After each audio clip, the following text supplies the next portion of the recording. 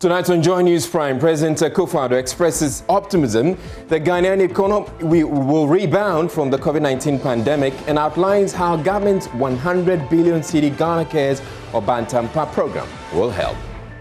Government has developed and is currently implementing the 100 billion cedi Ghana Cares or Bantampa program to transform, revitalize and modernize our economy and return it to high and sustained growth for the next 3 years.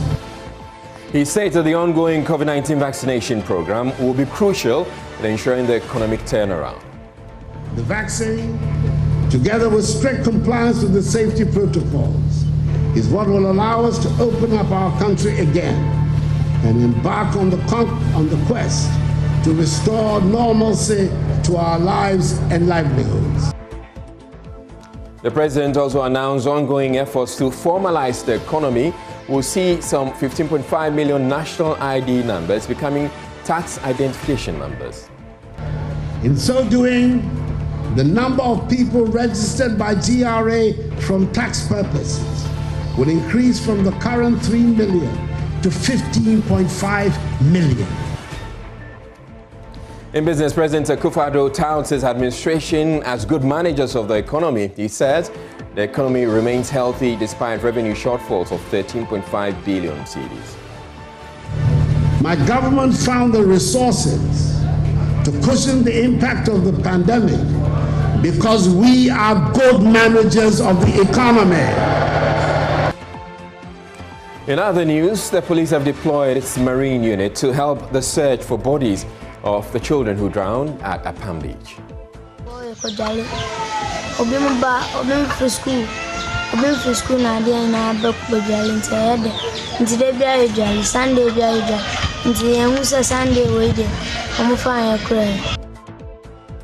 Would be on the ground for the very latest, and also with the police at East Legon have charged a businessman with murder over the death of the estranged wife. We have the details coming your way. My name is Israelai, and JoyNews Prime is coming to you live from our Founder Studios at Kokomlimli here in Accra on your digital terrestrial TV because we're free to air, and also on DSTV channel 421 and GoTV channel 144. This is the home of independent, fearless, credible, and impactful journalism. Stay tuned in.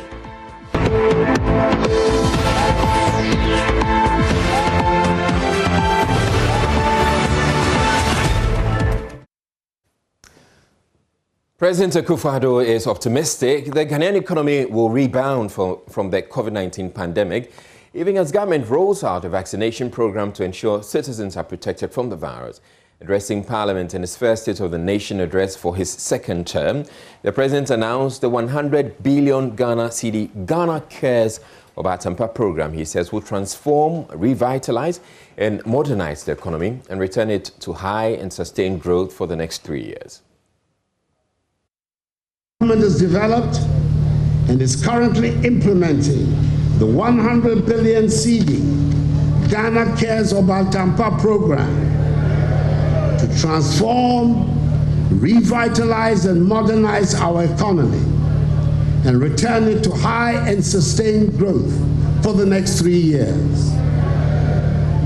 The key projects under the CARES program include A, supporting commercial farming and attracting educated youth into commercial farming. B, building the country's light manufacturing sector. C, developing engineering, machine tools, and ICT digital economic industries. D, fast-tracking digitalization.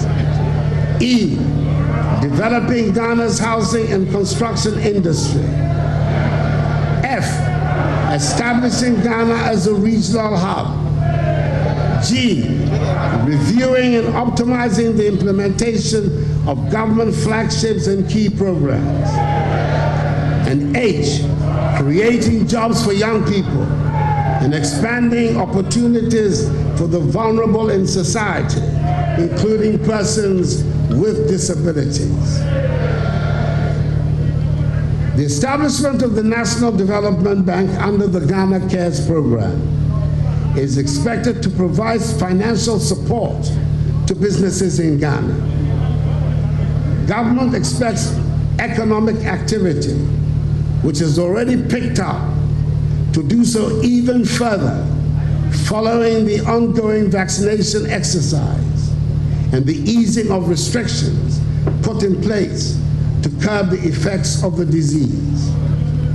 We expect GDP growth to rebound strongly this year to nearly 5%, above the IMF's 2021 January projection of 3.2% growth for Sub-Saharan Africa for 2021. The medium-term outlook supported by the implementation of the Ghana Cares program is bright. We are confident that together we will emerge from the COVID-19 pandemic with a stronger and more resilient economy. He gave an update on the ongoing COVID-19 vaccination program, which he says is crucial if the economy is to recover, and urged MPs to support the campaign to get the citizens inoculated. On 24th February, government secured the first batch of vaccine doses from the COVAX facility.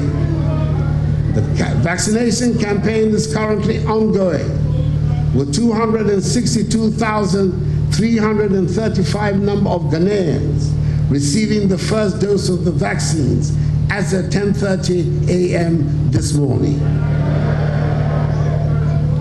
The target is to vaccinate 20 million Ghanaians, and government is working hard towards realizing this goal. We remain on course to taking delivery of some 17,600,000 vaccine doses by June, with more to come in the course of the year. I want to urge members of the House to lend their voices to the public education campaign currently ongoing with regards to the vaccination program. The vaccine, together with strict compliance with the safety protocols, is what will allow us to open up our country again and embark on the quest to restore normalcy to our lives and livelihoods. Government is also mindful of a problem associated with vaccinations, and that is how to dispose of used PPEs, vials, needles, and syringes that are being used in the vaccination exercise. Government is collaborating with the private sector to establish 14 medical waste treatment facilities across the country to help address once and for all the safe disposal of medical waste. The president highlighted some successes chalked within the economy despite the impact of the COVID-19 pandemic. Mr. Speaker, our nation's food resilience has been severely tested over the past year. The closure of borders in the midst of the pandemic meant that we have had to depend largely on food we produced. We have fared well under the circumstances, largely as a result of the bold policies implemented by government since 2017, such as the Program for Planting for Food and Jobs, Rearing for Food and Jobs, the One Village, One Dam initiative, the One District, One Warehouse policy, establishment of greenhouse villages, revitalization of the cocoa rehabilitation program, and the reactivation of our aquaculture industry. I'm happy to inform the House that during this period of the pandemic, we have experienced no food shortages in this country.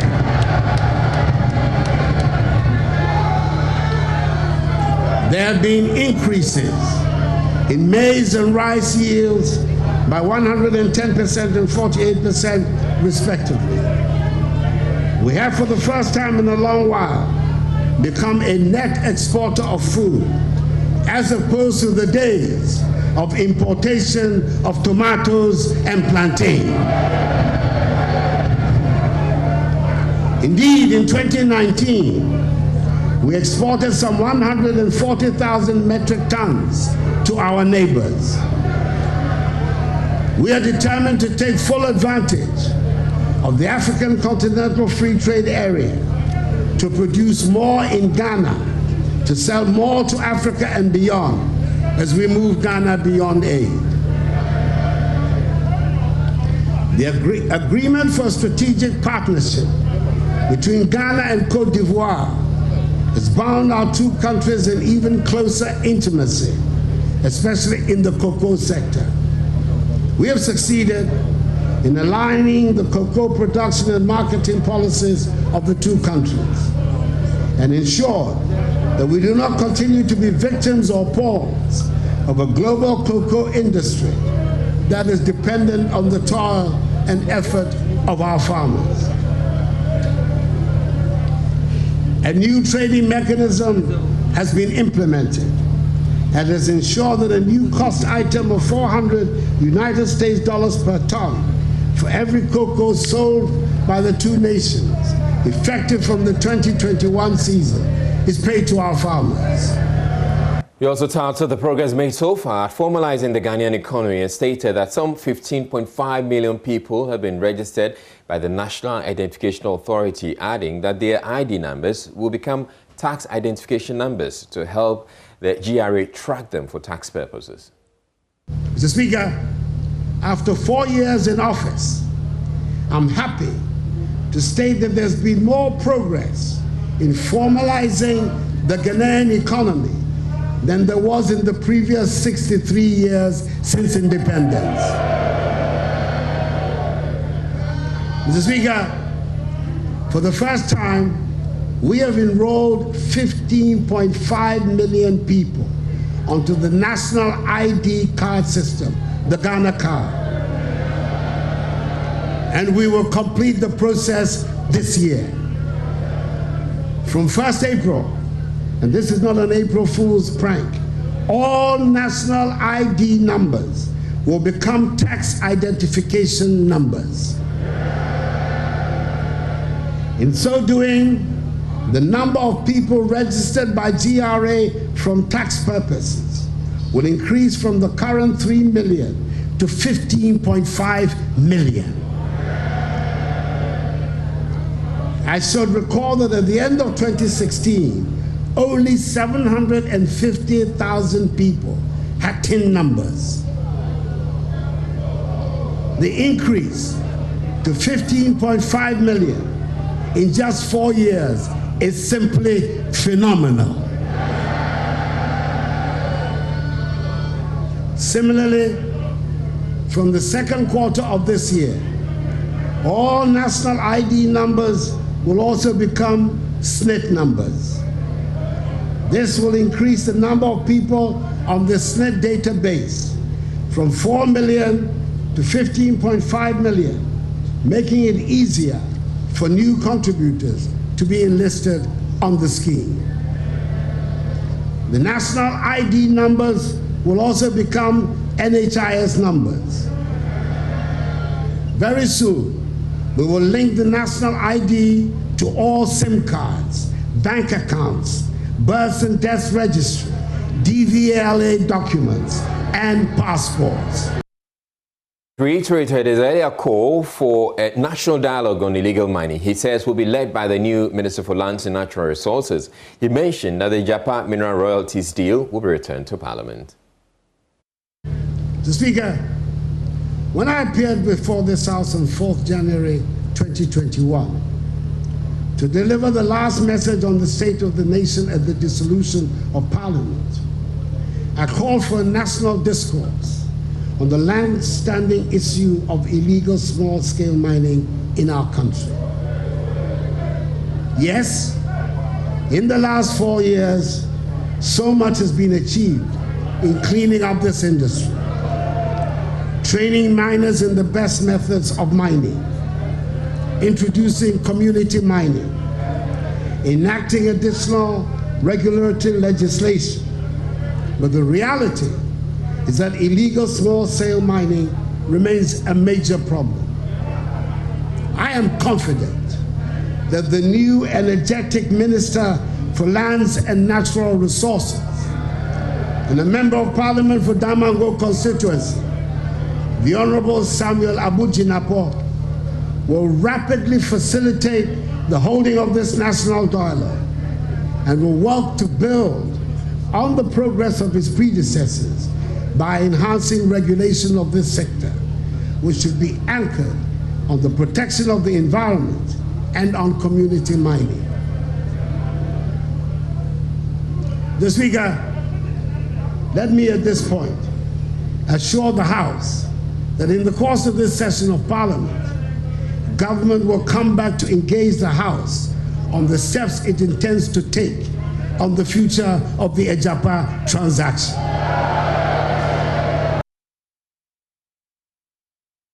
Let's go on to Zoom now and get to speak with Kwesi Parker-Wilson, who covered the State of the Nation address for JoyNews. Hello, Parker. What's the posturing of the minority? We typically know that they will take a particular stance against the president. What can you tell us about how this went down in Parliament today? Right, so Israel, the minority were essentially heckling the president from one point to the other when he says something that they are not happy about. You hear the minority heckling, hooting at him, shouting. In fact, let me start from the beginning. When the president was acknowledging the dignitaries, he acknowledged the Chief Justice, Justice Ininiabua. And there and then the minority started hooting at the Chief Justice, even though the Speaker asked them to keep their composure calm or perhaps remain calm. But still, they went on for about a minute or two before they eventually became silent. Now, in the course of the presentation as well, there were a number of things that they said that the president should allow Domolevo to fight corruption and then bring back Domolevo. Again, they had A4 sheet with an inscription, leave Domolevo to fight corruption. And so these were the key issues. In fact, when the president said that the 88 district hospitals were at various stages of completion, you could hear the minority speaking in the background, where are they, where are they? And that was when the president retorted, open your eyes and you see where they are. The majority burst into laughter, but of course the minority were not happy with the responses from the president. So essentially throughout the whole presentation by the president today, the minority kept heckling at him. In fact, shortly after he finished the presentation, they started singing and chanting that bring back Domolevo, you are not fighting corruption, and that this government is full of corrupt ministers. So these are some of the things that the minority were saying during the presentation. But what have they had to say about what the president's address? Israel, clearly from the side of the minority, the president was not candid to the people of this country. They have argued that the presentation by the president did not reflect the true state of the nation. In fact, some of them that I spoke to said it is never true that Ghana has stopped the importation of tomatoes because of the planting for food and jobs. Because if you speak to the farmers, they have argued that, well, maize is in short supply. Again, eggs are in short supply. And so there's a real challenge when it goes to the agri sector. So it is never true that, indeed, the planting for food and jobs has benefited the country, and now we are even exporting some of the food.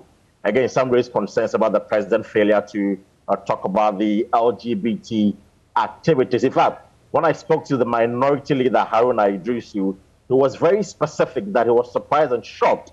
In fact, he used the word, I am disappointed, to quote him, that the president failed to speak on the death of the 8 individuals during the election, or the people, some Ghanaians who lost their lives during the elections, the 8 individuals. He failed to talk about that. Again, if you look at our state, our death rates as a nation, and the president failed to talk about that. If you compare that to his first presentation in 2017, he talked about how he inherited a poor and a bad economy. So they were expecting that the president would really detail the state of the economy to them, but that didn't happen. We can listen to the minority down like this too. It's disappointing not hearing from the president on the state of our national debt. Our here is ballooned to 297 billion, about 78% of GDP. That has implications on our fiscal deficit, and it means that many of the projects he has announced, he would not have money to consummate them. It was also disappointing that the president didn't come clear on the LGBTQ matter, lesbianism and gay. Where does he stand? But he's already made a statement on that. He was in church. He could not have made it at a better forum than in Parliament, where the people's representatives are and where laws are made, so that we'll be guided that we need to protect our culture, our values, and our traditions as a people, which abhors that practice generally. Also, COVID. The impact of COVID on unemployment, I didn't see him come clear. We should know the number of job losses. He only said that 72,000 have had their wage decrease. Right. But how many people are sitting home because of COVID? How many people are sitting home because of his banking sector cleanup? I know you also spoke with the Health Minister, Kwaku Agyeman. I mean, what did he have to tell you?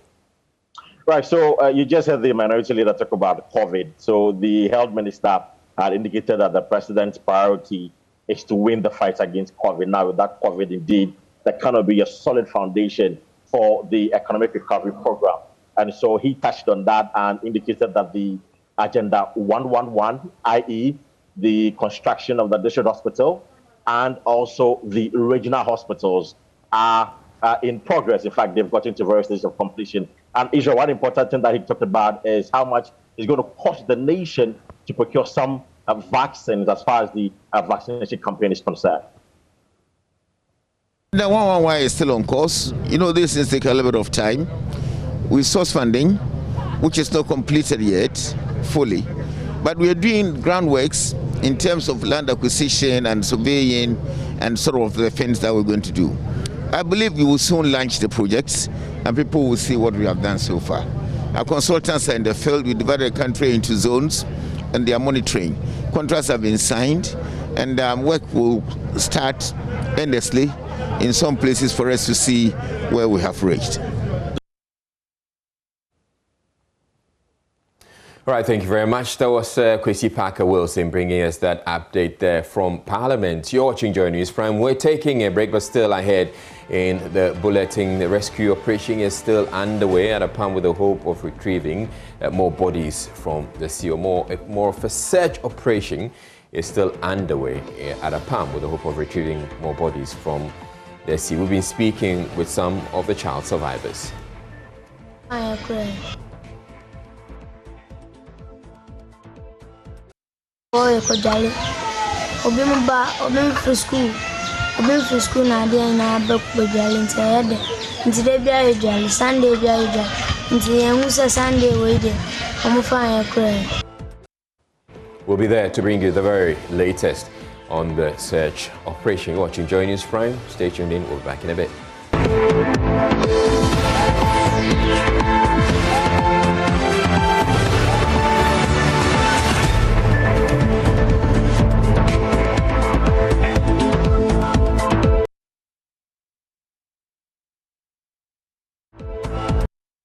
Now, a search operation is underway at Apam with the hope of retrieving more bodies from the sea, where some 20 children are feared to have died. Traditional authorities at Apam are also performing rituals to back the rescue operation in their mission. 12 persons lost their lives when they went swimming on Sunday.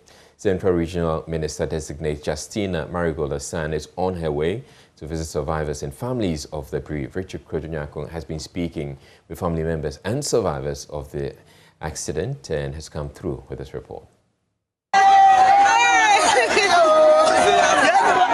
The news of the drowning was such that their Palm Town folk had never seen before.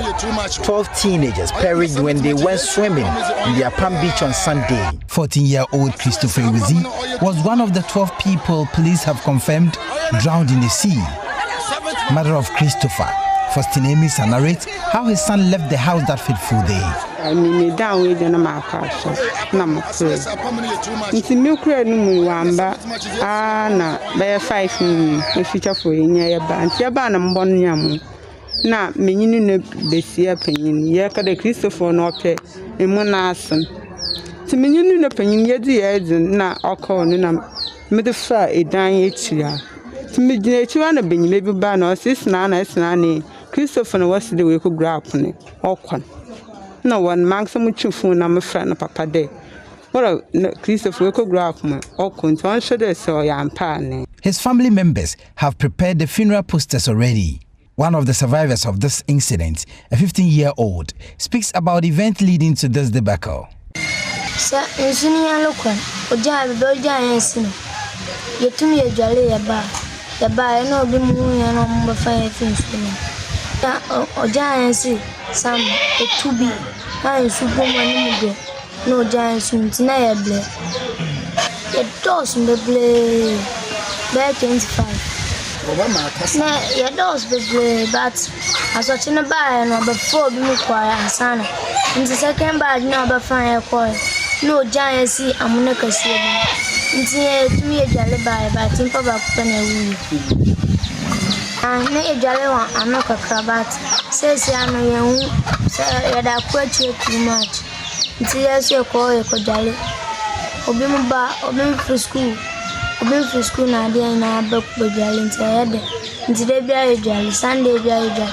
Into the young Sunday waiting. I'm fine, I cry.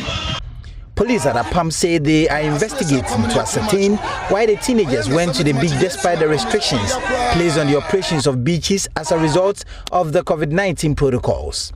Family members and community folk here are distraught. They are broken and inconsolable. The lives of their sons and daughters have been snuffed out, and the day many bid their parents goodbye and told them they were going to play and would return.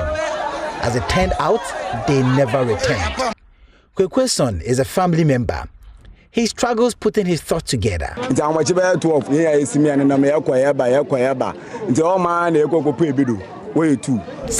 to look for the whereabouts of their children. We began searching for them. We retrieved 2 bodies and then 5 bodies.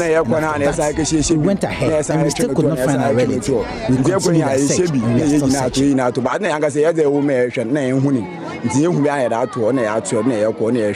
Chief fisherman for Apam, Nana Kobna Kaiko, says they are still pouring libation and hoping they would get all bodies retrieved. He does not rule out superstition. We have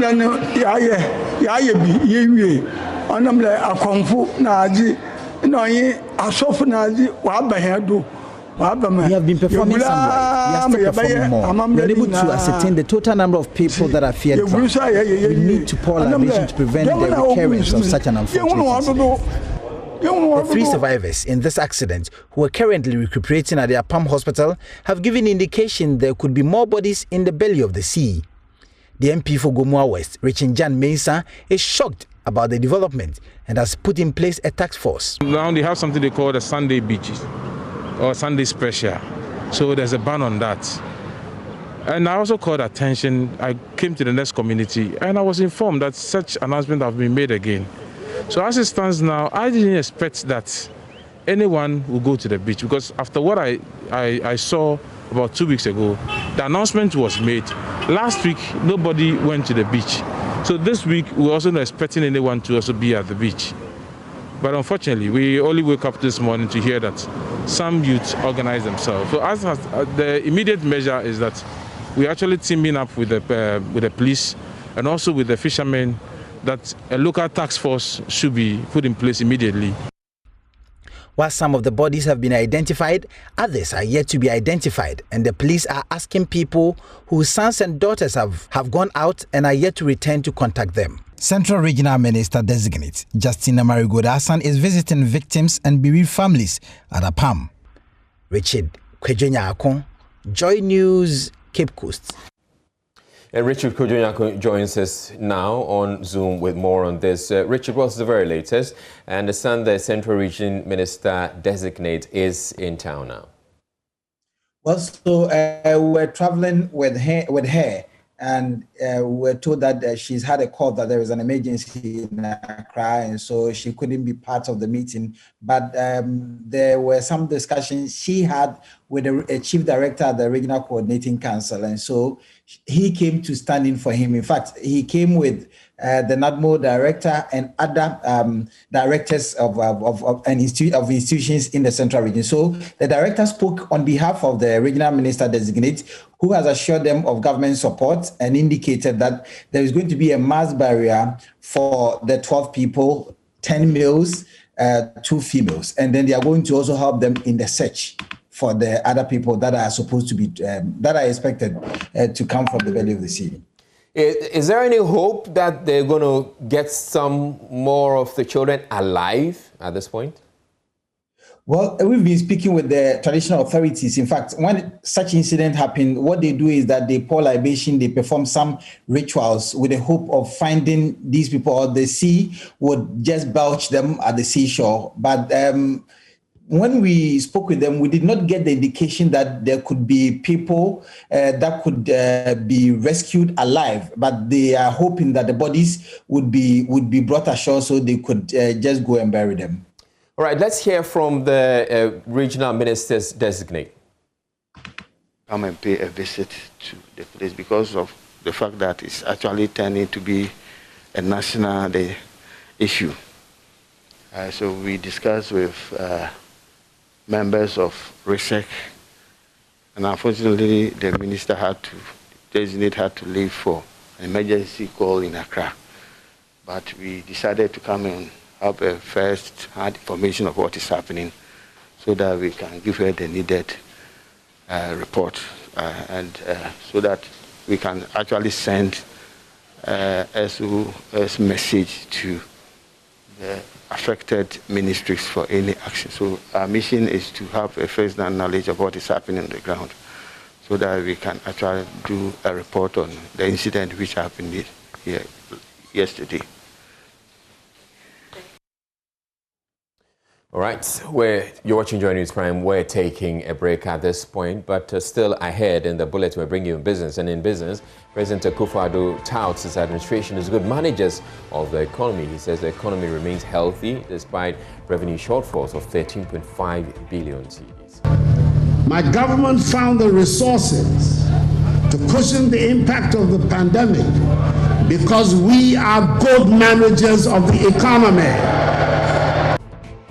And the police at East Legon have charged a businessman with murder over the death of the estranged wife.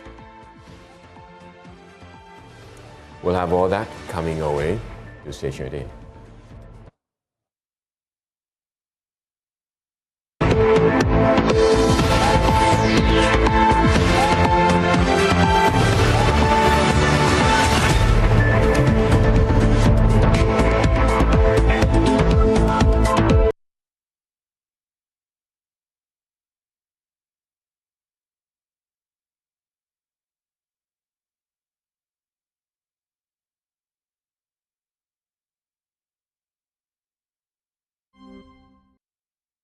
Hello, good evening. It's time for business. I'm Charles Ayotib.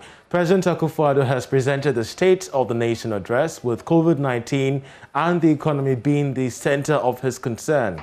With Ghana's growth rate of 2020 reviewed from 6.8% to 0.8%, revenue shortfall estimated at 13 billion cedis, expenditure on COVID-19 being 11.6 billion cedis. Also, with the Fiscal Responsibility Act scrapped due to the pandemic, the president has outlined the priority areas of his economic management under the 100 billion cedi Ghana Cares program. Let's listen. My government found the resources to cushion the impact of the pandemic because we are good managers of the economy. And we are good protectors of the public purse. Mr. Speaker, the pandemic has exposed the need to expedite the process of moving Ghana to a situation beyond aid.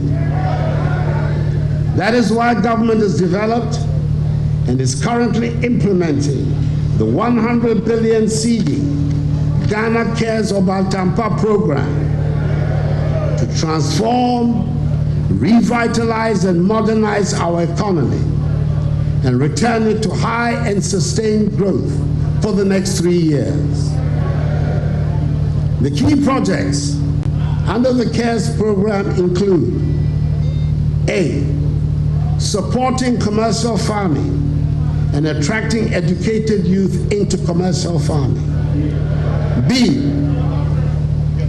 building the country's light manufacturing sector. C, developing engineering, machine tools, and ICT digital economic industries. D, fast-tracking digitalization.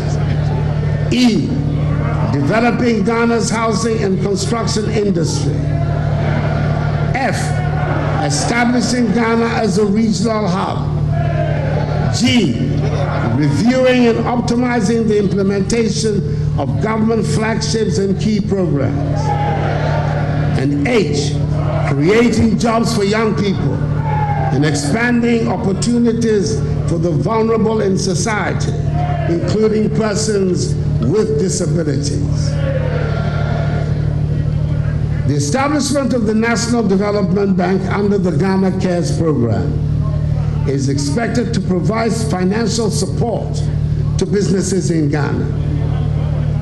Government expects economic activity, which has already picked up, to do so even further following the ongoing vaccination exercise.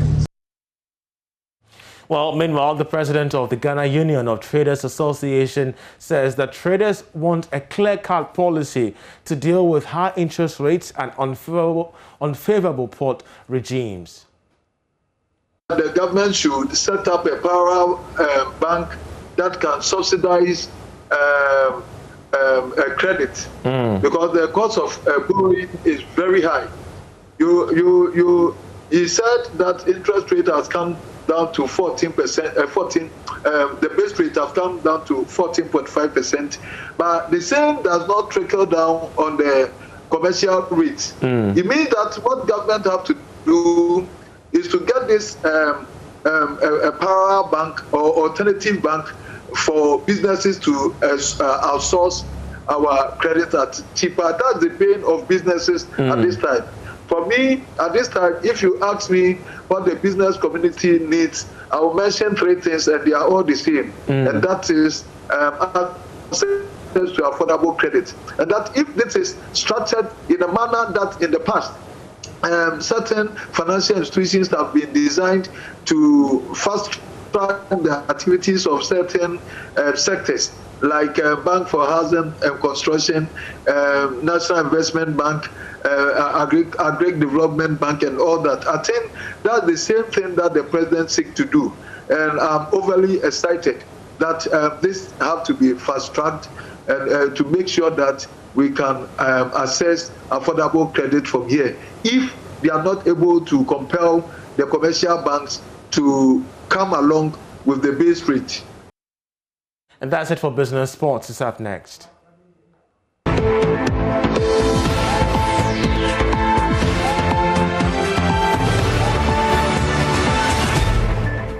Thank you for staying with us on JoyNews Prime. I'm Gary L. Smith, and this is The Sport. In our first story, the government of Ghana have promised the Black Satellites $10,000 each after they managed to emerge champions of the just ended Africa Under-20 Nations Cup that took place in Mauritania. Now, the Satellites, who returned to a hero's welcome on Sunday, presented the trophy to President Akufo-Addo at the Jubilee House this evening.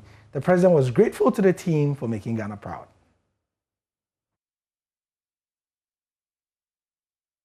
I know the place you went to, Nouakchott. It's not a very friendly place. That you've gone there and come back with the victory tells a lot about you. And the country is very, very, very proud. The country is very proud of your achievement. We have a package for you, which I'm sure the minister and the GFA president and your team leader has talked to you about. which will enable you to at least receive the gratitude of the nation. It's a token, but it's something to tell you how very happy Ghanaians are with what you have done. Each one of the team is receiving $10,000 from the government.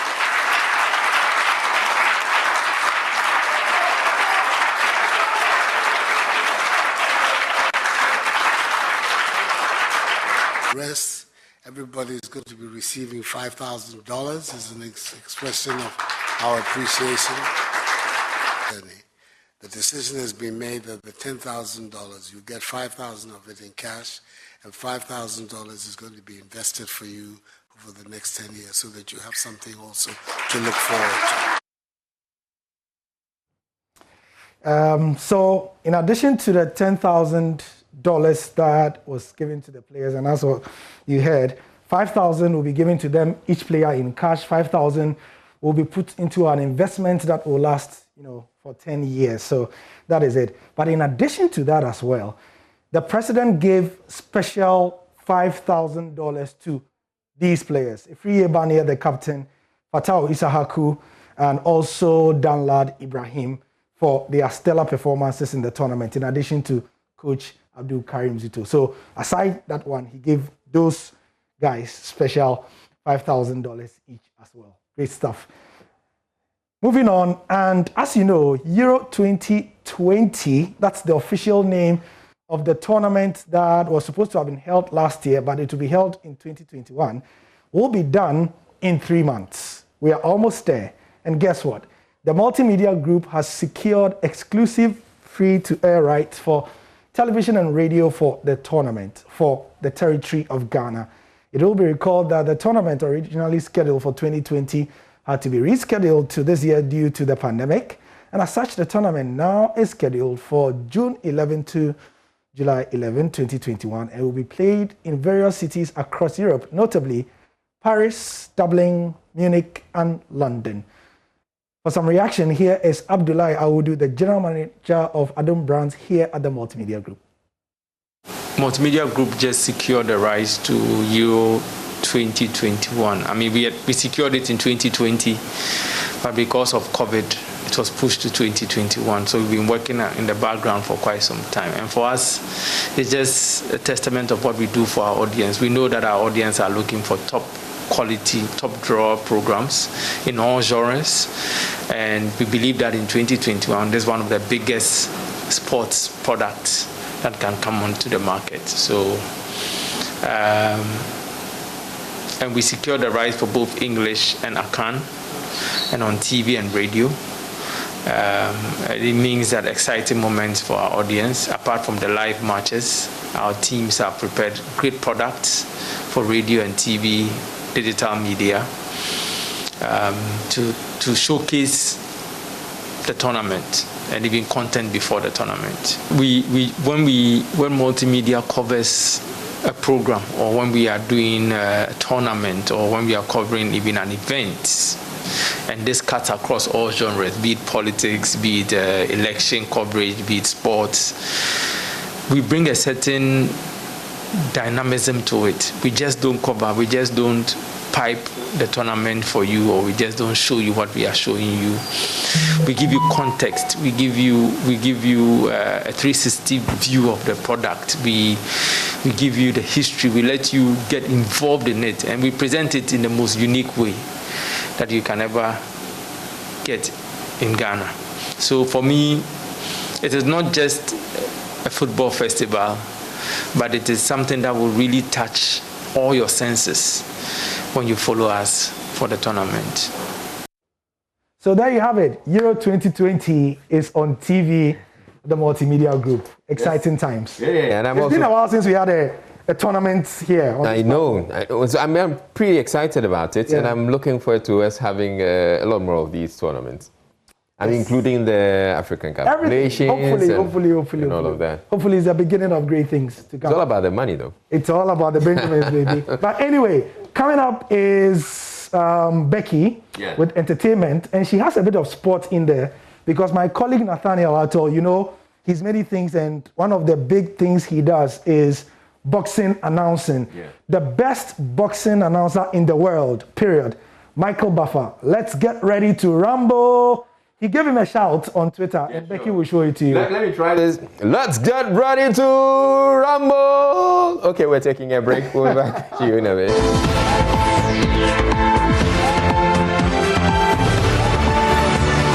But you know how it feels when you're doing something easy and you have somebody that you look up to, not necessarily look up to, but somebody higher than you, commend you on what you do. Yep. Like Oprah commenting on, my interview with, somebody saying that, oh, Bex, you're doing well and all that. Do you know how that feels? Well, yeah, it becomes like a booster. Immediately that happens, you're like, oh, wow. Guys actually think that I'm doing something. To be recognized by somebody that high up, yes, it's a huge achievement. And I'm sure that's how our very own Nathaniel is feeling right now. I can imagine. So he's been reacting to the tweet from Michael Buffer. And, well, here's Nat. Well, I was very, very surprised. I was very excited. And I was very humbled as well. Humbled in the very simple sense that Michael Buffer is the global standard when it comes to ring announcing. And to think that he's invested as much as 4 decades of his professional life into this, to think that he is able to give me that kind of attention is a great message that there are many big days to come and we need to prepare ourselves for it. There are bigger things to do. There's a lot more hard work to do. So anytime that I step into the ring to announce any fight, anytime when I get behind my laptop to do a boxing piece, I know that there is a lot of hard work to do, and the devotion just continues. And this is a lot of fuel. It's a lot of inspiration to continue to do what I'm doing and even, aim to higher heights. So thank you so much, Michael Buffer. Big salutes to you. It was a very wonderful surprise, and it's come at a very good time. We all need that inspiration, don't we? All right, so I'm also waiting for that day when James L. Jones is going to hear a voiceover I've done and say, Israel, that's good. James L. Jones, by the way, is the voice of CNN. So when you hear, this is CNN International. Oh, you used to do, this is JoyNews Prime. Yeah. What happened to that voice? Let's forward it to him. All right. Thank you very much, Becky Bex, for bringing us Showbiz. Anytime, easy. All right. There's more news. Yeah, there's more news on the JoyNews channel. Stay tuned in.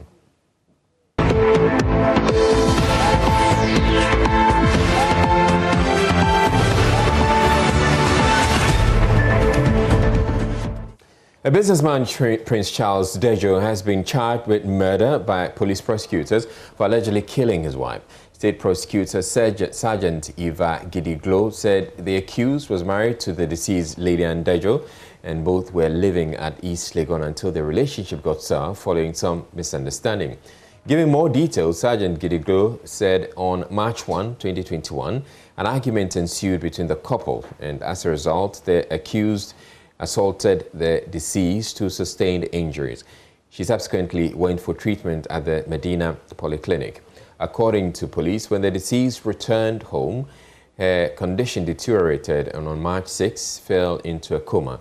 Lady Ann Dejo was then rushed to Lister Hospital for treatment, but was pronounced dead on arrival. A report was made to the police and her husband was arrested. During interrogation, he admitted assaulting the wife with his slippers. The court, presided over by Her Worship Mami Ifwa Todima, refused the bail application and remanded the accused to police custody to reappear on March 22. Accra Region Police PRO DSP Ifiatenge has more on this. Magistrate Court Medina has remanded Prince Charles Dejo to police custody until 22nd of March 2021 for him to appear before it on the charges of murder. Over the weekend, the police at East Legon received a report of the death of his wife, one Lillian Dejo, 43 years, whose unfortunate demise has raised a number of questions, and the police believes the suspect, that is the husband of the deceased, can help police unravel the mystery surrounding the death of his wife. So he was arrested over the weekend, sent to court this morning for remand, and duly the court has remanded him for further investigations. We believe that on the 22nd of March, the police would advance in its investigations for further prosecution. As new ministers take office today, the Education Minister has been sharing his vision of infrastructural expansion with his new team. The Minister, Dr. Yao Osei-Duchum, says his agenda is to aggressively pursue educational infrastructure expansion and improve the quality of education. As he started work officially in the capacity of Minister, Dr. Duchum has been explaining this vision and how to achieve it with his new team at the Education Ministry, urging them to let go of pettiness and focus on the bigger national goal. And you are here because I believe in every one of you. You are my closest circle of individuals that I believe I can get a lot of support from. And all that I want to tell you is that I'm here to lead the dreams of this nation, the dreams of Ghanaians. Ghanaians want something different. The president has responded to them. He has given me the opportunity to lead the Education Ministry. I don't take it for granted. Together with your support and prayers, we are going to embark on the transformation agenda of the president. Nana Dankwa Akufo-Addo talks about Ghana beyond aid. That is a Ghana where there's prosperity. And that is what we want to do. My goal is to make sure that the president will leave a legacy that will be unchallenged when it comes to education and transformation. So you are going to see me talking to corporate leaders because I want them to understand that they need to tell us the kind of graduates they want, and we'll produce those graduates for them. So if you talk about the quality of our education system, you don't just look at the basic schools and the senior high school, we have to look at the tertiary. We do that so that we can create a power. I'm so excited about the new schools that we are going to open next year. Schools that will really put Ghana on the map in terms of at the same scale as the schools of the future in Singapore. Our 21st century schools are going to be different. It's going to be exciting in Ghana, but I know we need the guidance of God and His protection, and we need support of people like yourselves, and together we will do something that most people have never thought about. Yeah, we are human beings. There will be pettiness, and even among you, somebody will say something. By the end of the day, what you should understand is that the vision is bigger and greater than anybody. Eschew the pettiness. If you have to talk to somebody, resolve it, move forward, understanding that the great days of this nation is ahead of us and not behind us. I know when you go downstairs, you're going to see the pictures of the past ministers for education. It will bring back memories, so many of them. They did their bit. They came, they confronted challenges, they did wherever they could. We have a chance now to do more and to really move things up to a scale where it will be irreversible, and the transformation of this country will be a reality for all of us. I'm so excited. Of course, first day on the job is different. So much excitement. The challenges are going to come. But I hope I can count on every one of you when the challenges come. Say, hey, you remember the first day we enjoyed it together? It was so calm and quiet. But there's turbulence now. Can you tighten your belt and help all of us go through the turbulence? And I hope I can count on you. Thank you so much.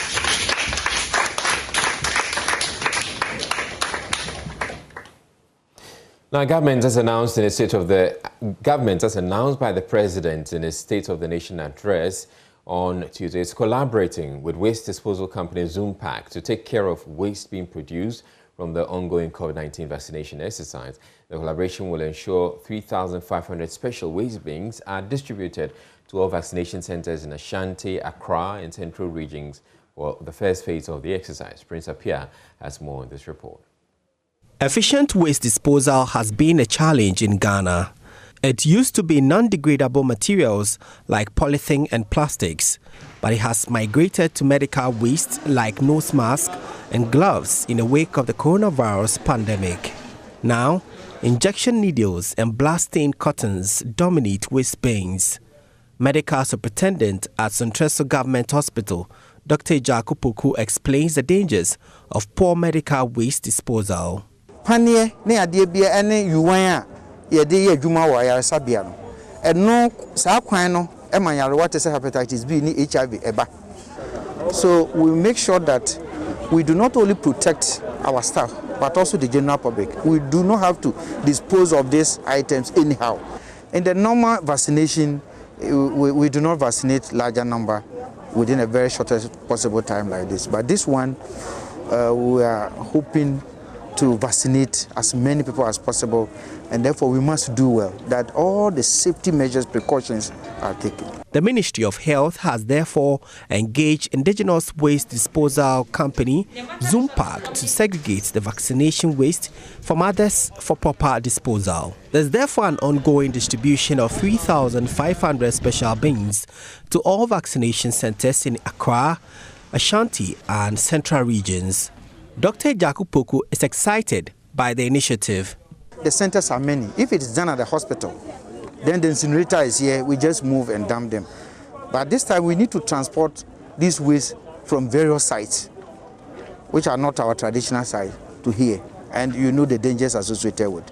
So this morning we are happy that we have support of such nature, so we can dispose of.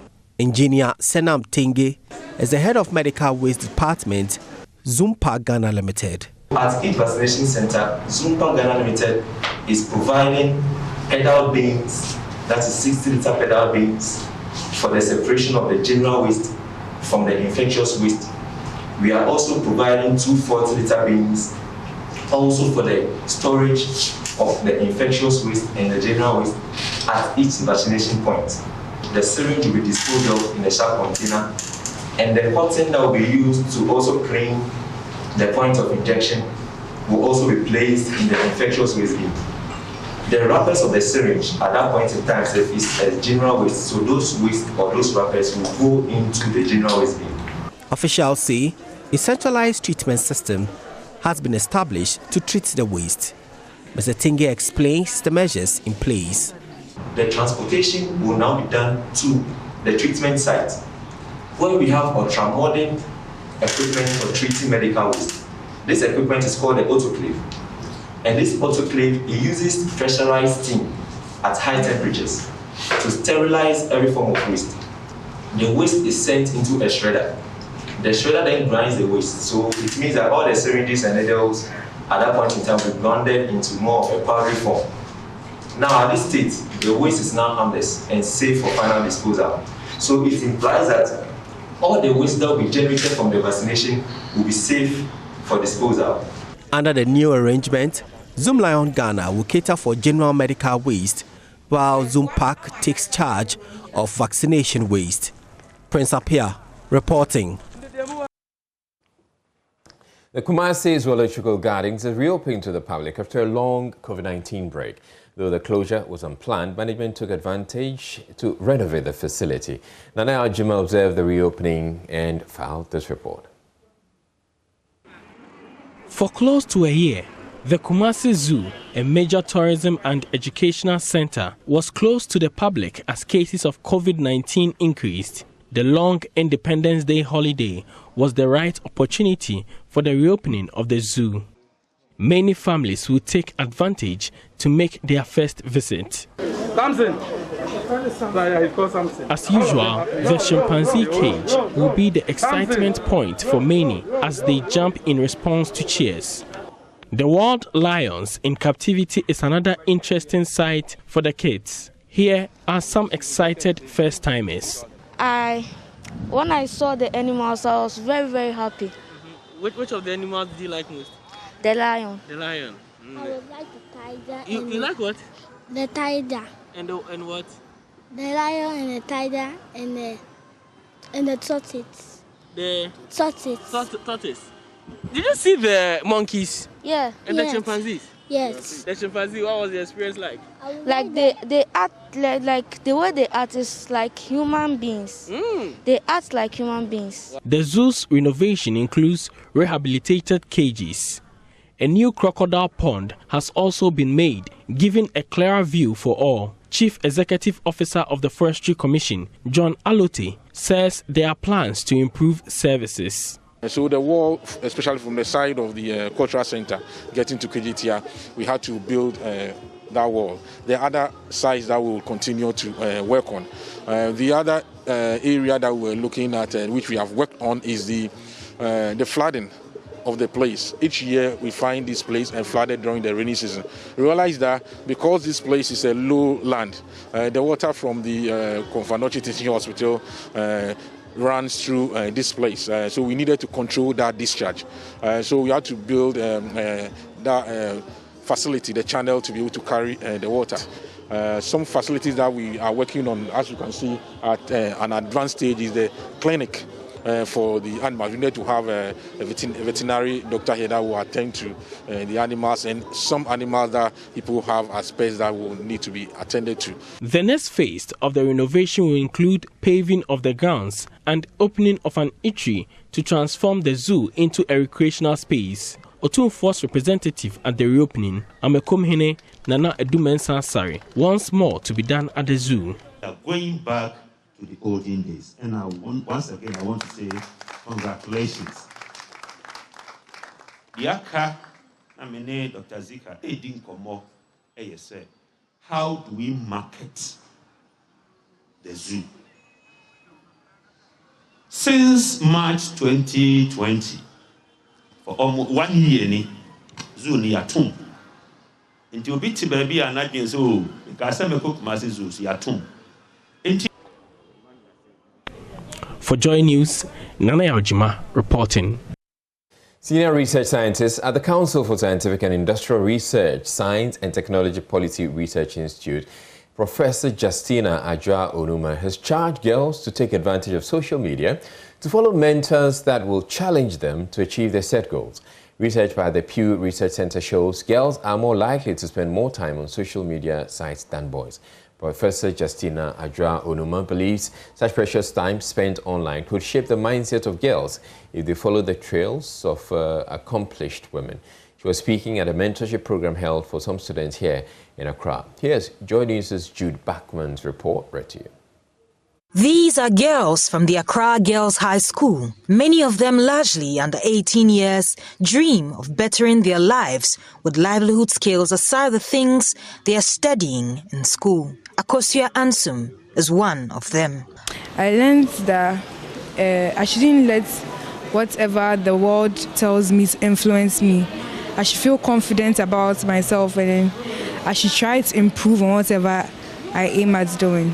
Akosua is one of the hundreds of students who have benefited from a day's training under the theme Girl Power saw various career women encourage girls to look past barriers women have to overcome in a world of men. The training has been organized by private electricity exporter Car Powership. Sandra Marco is with the organization.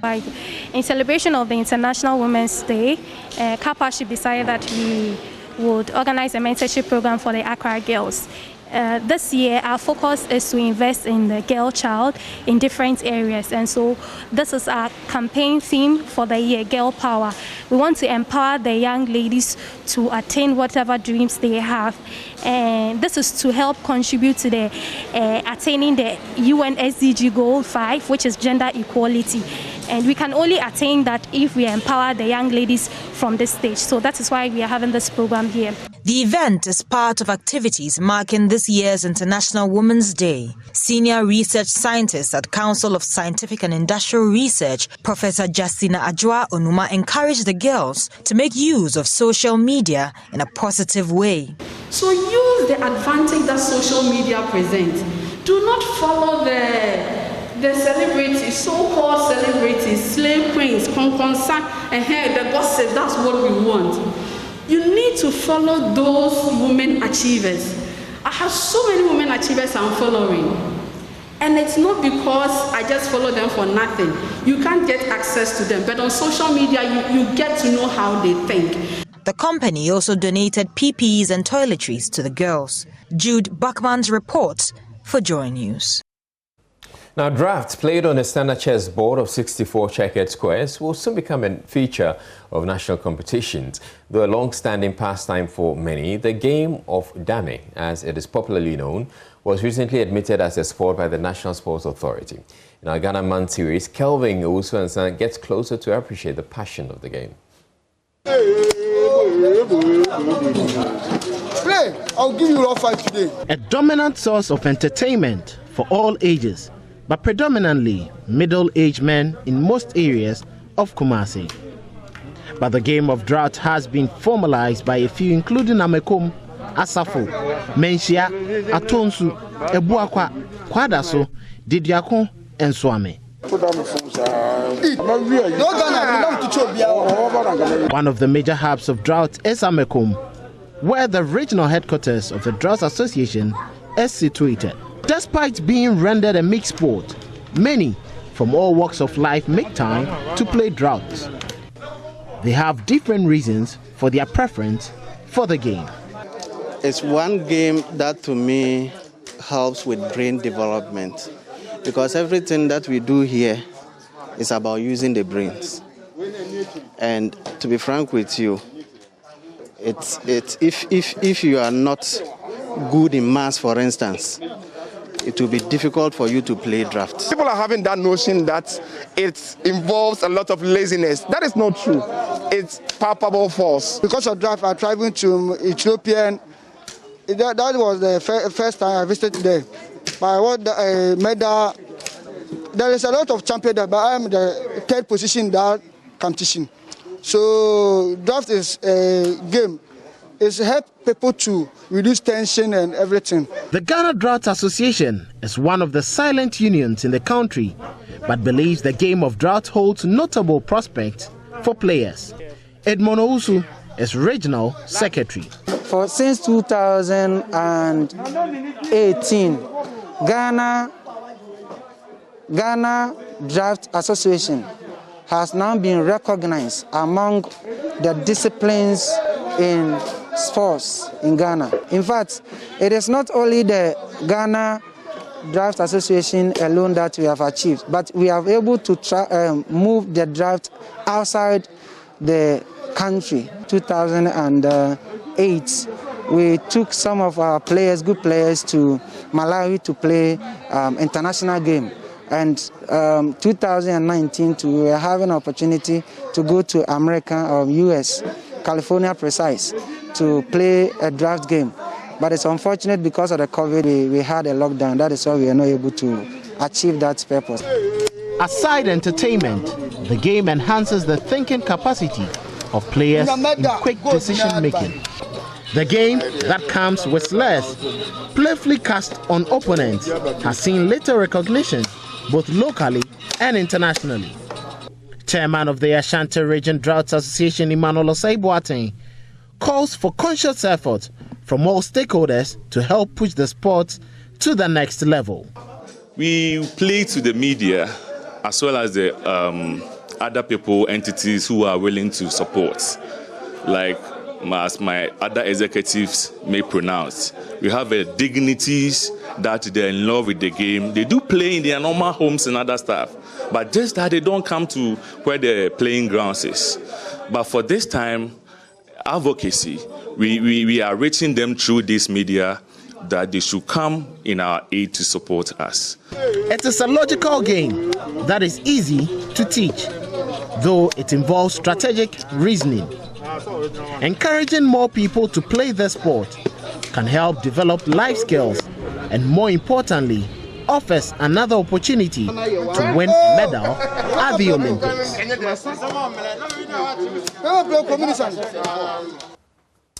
Okay, we're taking a break here now. We're bringing you more business next. Stay tuned in.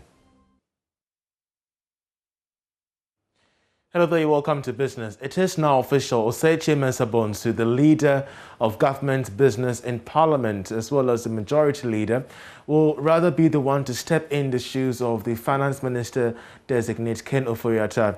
Already, there are hints that the taxes could be reviewed upwards to show up revenue lost to the pandemic.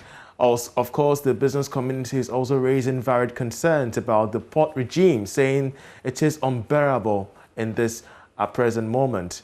But we have put together a report on what to expect ahead of the budget and what exactly the business community is saying. The specific tax items that government has agreed to review, as well as the possible new ones it plans to introduce, remain unclear. But what Joy Business is learning is that government is looking at ways to finance the budget deficit, which has seen significant spikes as a result of the pandemic-related expenditure for last year. All these fiscal proposals that are on the table are aimed at fast-tracking the process that will get the country back to the fiscal consolidation process. But with the deployment of the vaccines, it's now clear that government is on the path to carefully manage the spread of COVID-19. The budget will therefore come up with some programs aimed at fast-tracking the recovery of the economy this year and going into 2022. Another option that the budget may be looking at, if the tax path is not agreed, could be borrowing. However, it is the belief of government that maybe the time has come for Ghanaians to effectively contribute to the development of the economy. After weeks of speculation, it has now been confirmed that the majority leader in Parliament, Osechi Mensah-Bonsu, will present the budget come Friday, the 12th of March. What remains uncertain is if he will lead the post-budget interviews and debate in Parliament as well. Joy Business understands that several initiatives will be announced aimed at stimulating growth in all aspects of the economy. So expect a budget that will be targeted at full recovery of the economy post-COVID-19. Meanwhile, past chairman of the Parliament Finance Committee, Dr. Mark Asibeyoboa, says raising taxes might be problematic. We want to see government projections for revenue. As the President indicated, in 2020, revenue declined by about 13.5 billion. Expenditure, primarily because of COVID, also went up by about 11.8 billion, giving us a hole of over 25 billion. We are in uncharted territory. We are not so sure about the way to go, and we still have to see how COVID containment and the rollout of the vaccine go. Now, the government has commenced the processes for the 2021 International Capital Markets Funding Program. Of course, it is expected to raise up to $5 billion, and the funds will be used to support growth-oriented expenditures in the 2021 budget, as well as to conduct liability management of both Eurobonds and domestic bonds. According to the statement from the Finance Ministry, the Bank of America, the Citibank, Rand Merchant Bank, Standard Chartered Bank have all been penciled down as lead managers for the raising of the Eurobonds. The statement further said the program instruments consist of Eurobonds, diaspora bonds, sustainable bonds, as well as syndicated or bridge loans.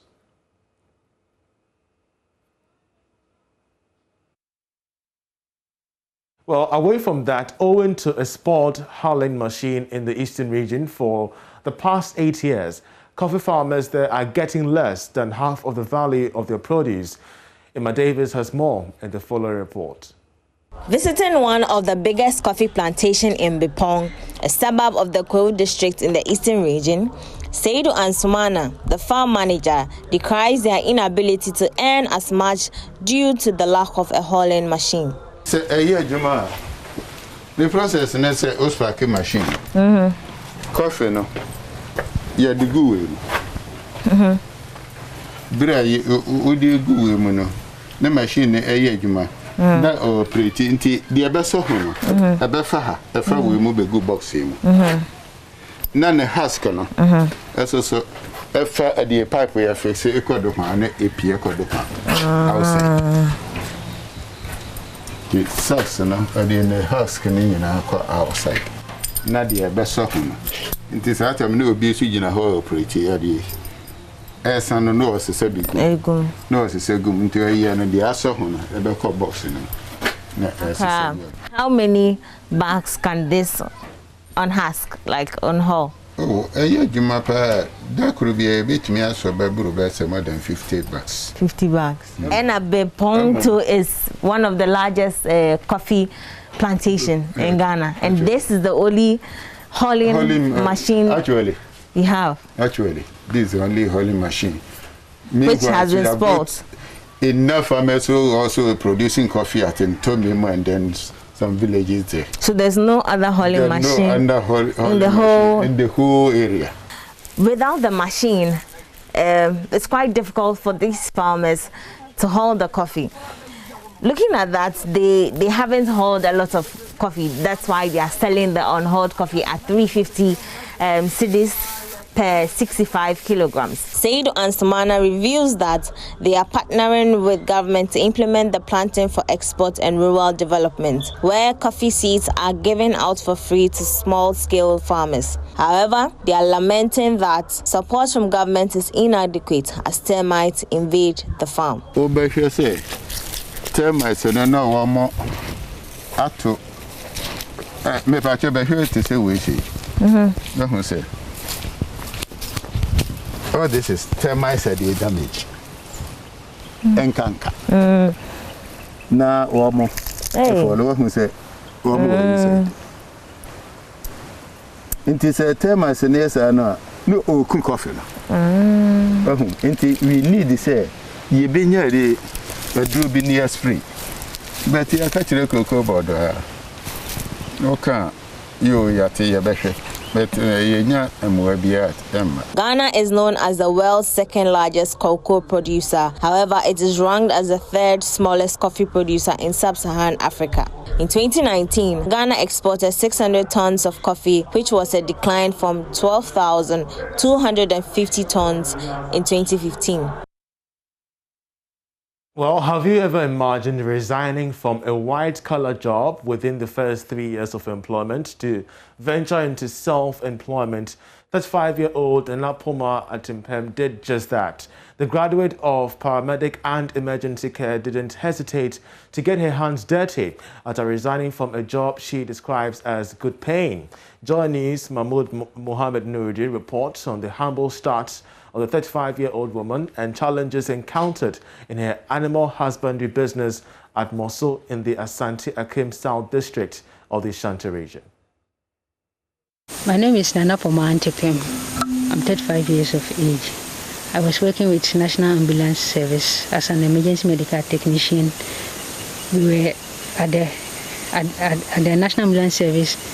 We did pre-hospital referrals and I was attending to emergency scenes, but for a period of 3 years I worked with National Ambulance, but now I've quit National Ambulance Service and then I'm into piggery and then rabbitry.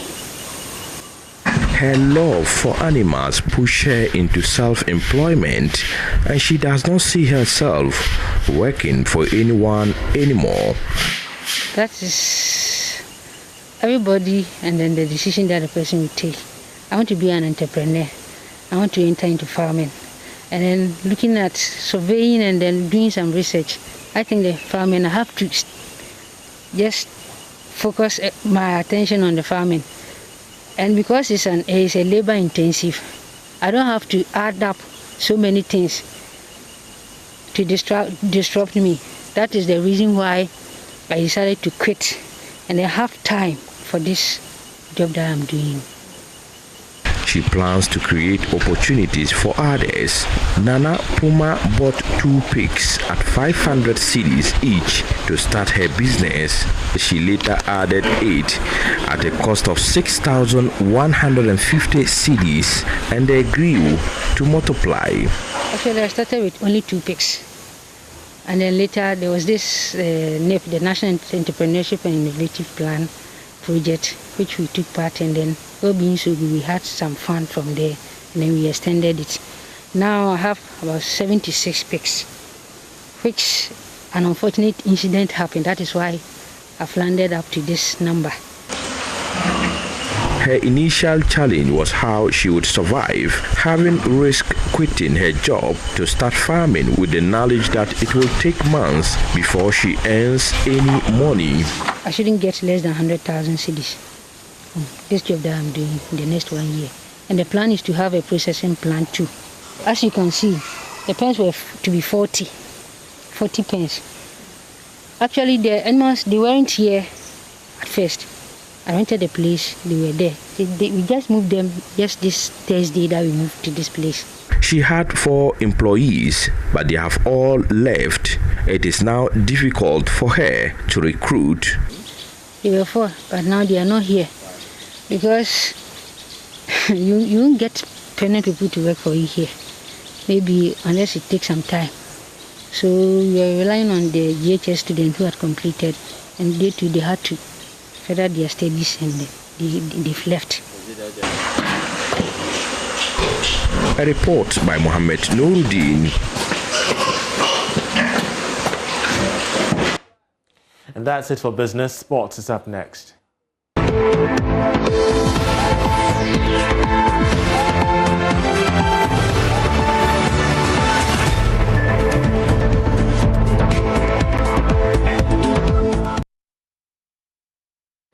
Thank you for staying with us on JoyNews Prime. Second batch of the sport, Gary Al Smith, and some members of the national under-20 team, the Black Satellites, are expected to be promoted to the Black Stars.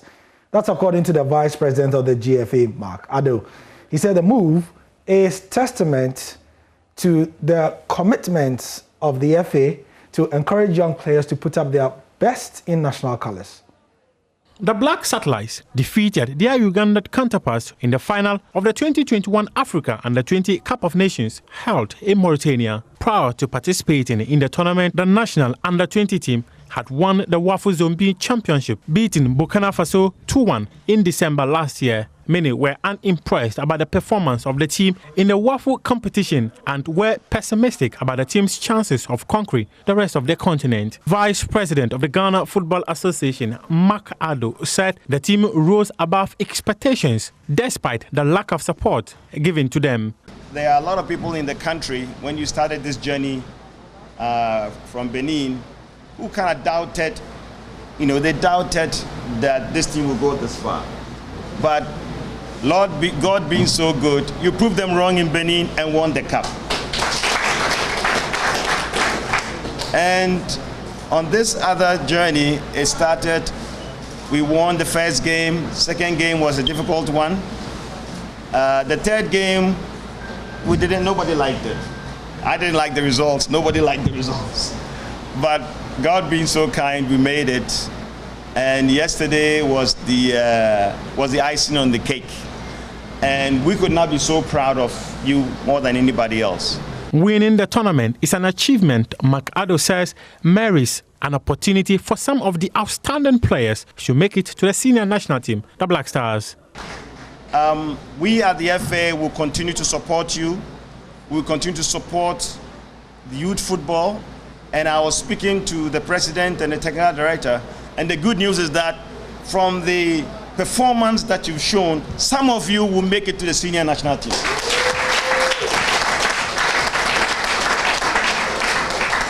I think it's a model that we want to continue to build, we want to develop so that those behind you will always see that there's light at the end of the tunnel. So when you are playing, you know that there's opportunity ahead of you as well. The Black Stars is currently preparing for the last hurdle of the 2022 African Cup of Nations to be held in Cameroon. The team will play South Africa and Sao Tome and Principe in the latter part of this month. Muftar with that report, Mr. Anabula with that report. Moving on, and the Club Licensing Board, acting in its capacity as the first instant body of the club licensing process, have revoked the licenses of Brekum Chelsea and Elmina Sharks to use the Golden City Park and the Indom Sports Stadium, respectively.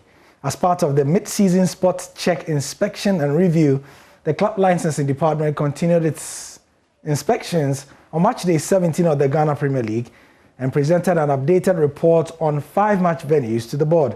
Julius Emuna is manager of the GFA Club Licensing Department, and he led the inspections. Major objective of the club licensing process or regime is to safeguard and protect the professionalism of football. And that is our core business as both the regulator and of course the members here in the clubs, is to ensure that whatever we are doing regarding this business of football is at its professional best. So it is not to punish clubs, not at all. Far from that. Now, one of the most important criteria for the club licensing process is the infrastructure criteria. And for Premier League for this season, since 2012, directives upon directives, have been directed to clubs. We've come a long way as a club licensing process for the Premier League. I can confidently say that we are moved from, the awareness stage for club licensing requirement regarding infrastructure for Premier League. We are in a Premier League where almost every Premier League venue in this season's Ghana Premier League have an external wall. Every Premier League venue have a befitting dressing room. Every Premier League venue have an inner perimeter or a structure to serve as an inner perimeter. Every Premier League venue has a tunnel. Every Premier League venue, has a standard VIP. Every Premier League venue has a standard safe zone. So we've actually gone far, in terms of trying to implement the standard that has been set. There are other standards that we are hoping to achieve going forward. For instance, the standard of having stands at our venues, at least minimum of 1,000 stands at each match venue of the Ghana Premier League is achievable, and so forth. So, Champions League updates now. Borussia Dortmund, through Erling Braut Haaland, he scored his 19th goal in 14 games. He's become the Norwegian, or the player to have scored the most Champions League goals in Norwegian history. He has passed Ole Gunnar Solskjaer. So they lead Sevilla by 1-0, which means that it's 4-2 on aggregate. And in the other game, Porto are leading Juventus by 1-0, meaning that Porto are leading Juve 3-1 on aggregate. You have more with my colleague Hans Mensah Andor at 10:30. So that's the latest on that. You can get more with Hans Mensah Andor later at 10:30 on Fan Zone. I'm Gary Alsmith, and that's the sport for now. Thank you for your time.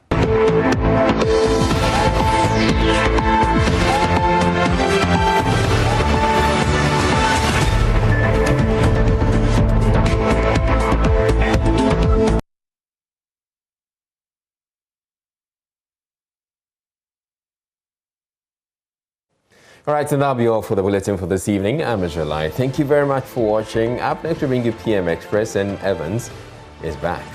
Stay tuned.